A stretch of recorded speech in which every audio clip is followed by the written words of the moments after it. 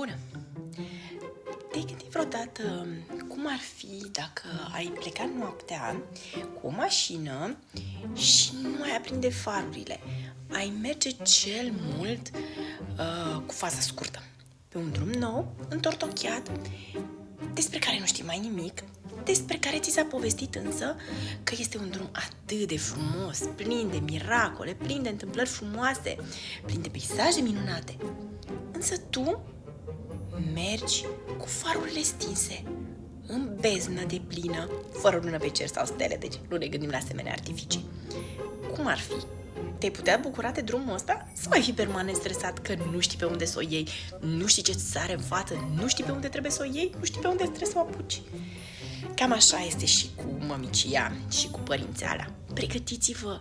Veți ști, veți merge cu farurile aprinse, va fi totul mult mai frumos, vă veți bucura de peisajele minunate.